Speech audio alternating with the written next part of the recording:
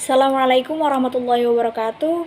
Perkenalkan, nama saya Fitri Lutfia dengan nomor induk mahasiswa 21030200034. Baik, di sini saya akan menjawab pertanyaan-pertanyaan untuk memenuhi nilai EKT 2. Yang pertama, pertanyaannya, apakah mudorobah itu termasuk dengan riba? Sedangkan mudorobah itu sama dengan kirot. Jika termasuk riba, maka termasuk riba apa? Kemudian jawabannya itu mudorobah atau kirot termasuk salah satu bentuk akad syirkah atau pengkongsian. Istilah mudorobah digunakan oleh orang Irak, sedangkan orang Hijaz menyebutnya dengan istilah kirot. Dengan demikian, mudorobah dan kirot adalah dua istilah untuk maksud yang sama. Menurut bahasa, kirot diambil dari kata yang berarti potongan, sebab pemilik memberikan potongan dari hartanya untuk diberikan kepada pengusaha agar mengusahakan harta tersebut, dan pengusaha akan memberikan potongan dari laba yang diperoleh.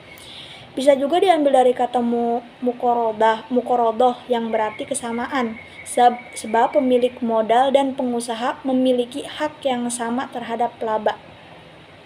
Orang Irak menyebutnya dengan istilah mudorobah sebab setiap orang melakukan akad memiliki bagian dari laba atau pengusaha harus mengadakan perjalanan dalam mengusahakan harta modal tersebut.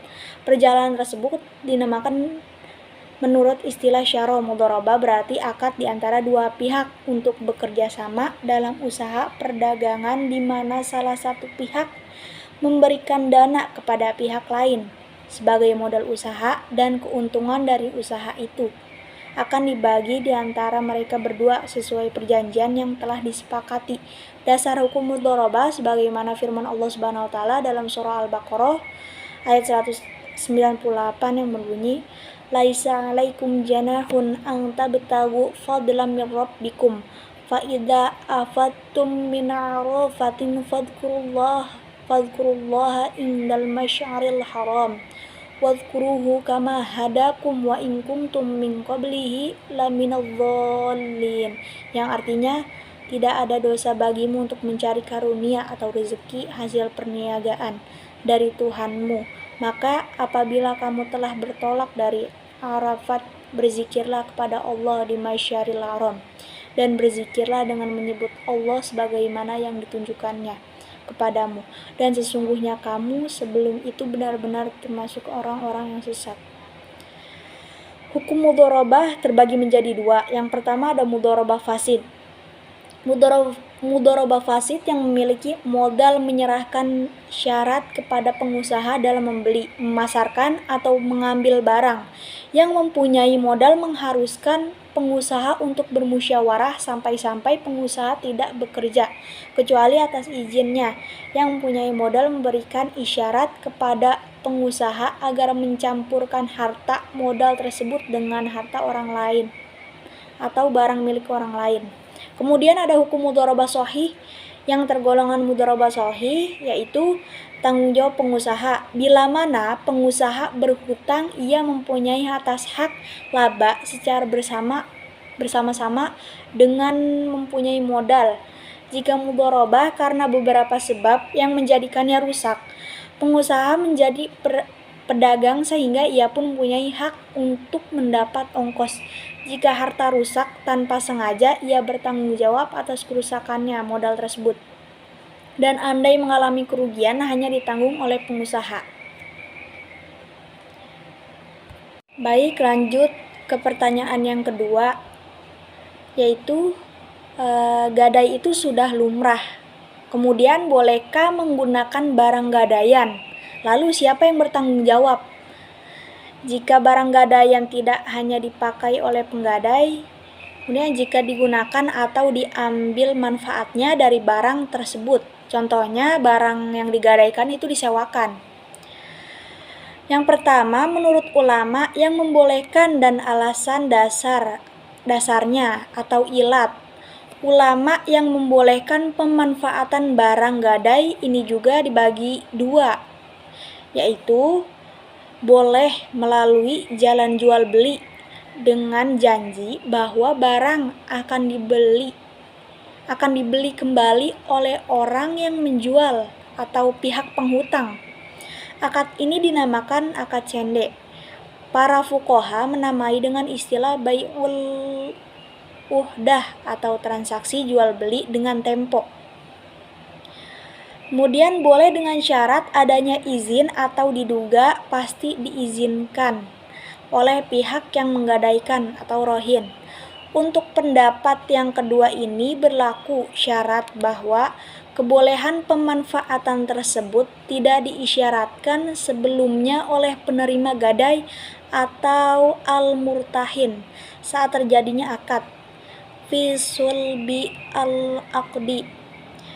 Apabila berlaku pemanfaatan tersebut disyaratkan saat akad ditetapkan, maka tidak syah lagi bahwa pemanfaatan tersebut adalah masuk unsur riba. Namun, bila tidak disyaratkan saat berlangsungnya akad, maka hal tersebut tidak disebut sebagai riba. Kemudian yang kedua, menurut ulama yang tidak membolehkan pemanfaatan barang yang digadaikan, ini pada dasarnya beralasan bahwa mengambil manfaat terhadap barang jaminan adalah sama dengan mengambil manfaat terhadap utang. Dan ini masuk lingkup bahasan yang kedua sebagaimananya di atas. Jadi letak ilatnya adalah pada keberadaan syarat pemanfaatan. Jika disyaratkan saat akad, maka hukumnya tidak boleh. Dan bila tidak ada syarat sebelum serta diduga ada izin sebelumnya dari pihak penggadai, maka hukumnya menjadi boleh. Inti utama kewajiban dari pemberi utang atau penerima gadai adalah menjaga agar barang yang dijadikan jaminan untuk gadai tidak mengalami rusak akibat disia-siakan. Misalnya, yang digadaikan adalah berupa hewan ternak perah. Bila tidak diperah susu hewan tersebut justru akan berakibat pada kesehatan hewan. Maka dalam hal ini memerah susu hewan gadai hukumnya menjadi wajib bagi murtahin atau penerima gadai. Karena apabila dibiarkan justru bisa berakibat pada itlaf atau kerusakan serta tadyi'ul al-amwal, menyia-nyiakan harta. Jika barang gadaian tidak hanya dipakai oleh penggadai jika digunakan, kemudian jika barang gadaian tidak hanya dipakai oleh penggadai jika digunakan atau diambil manfaatnya dari barang tersebut, contohnya disewakan, seperti motor. Kemudian bila mana tidak ada izin atau tidak ada tanda-tanda diizinkan oleh penggadai, maka tugas murtahin adalah menjaga tetapnya fungsi dan sekaligus kondisi barangnya.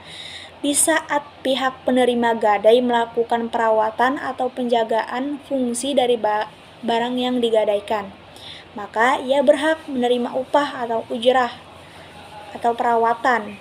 Hal ini sama dengan barang yang digadaikan adalah berupa hewan. Merawat dan mencarikan rumput bagi hewan tersebut merupakan ilat bisanya murtahin menerima upah atau keuntungan. Apa yang barusan kita jelaskan di atas ketentuannya juga bisa berlaku pada kendaraan. Namun ada dua hal yang penting dan harus diperhatikan adalah bahwa satu, bila mana terjadinya kerusakan pada barang yang digadaikan akibat dibiarkan atau itlaf atau rusak sebab tidak dirawat, maka pihak murtahin harus memberikan ganti rugi atau dlaman. Kemudian yang kedua, demikian pula rusaknya barang gadai disebabkan karena pemanfaatan di luar ketentuan menjaga fungsinya agar tetap normal, maka pihak murtahin juga harus memberikan ganti rugi kerusakan pada barang gadai atau di luar ketentuan ini. Sepenuhnya ada tanggung jawab rohin atau pihak penggadaian. Mungkin cukup sekian jawaban yang sangat ringkas dan insya Allah jelas. Kurang lebihnya mohon maaf. Wassalamualaikum warahmatullahi wabarakatuh.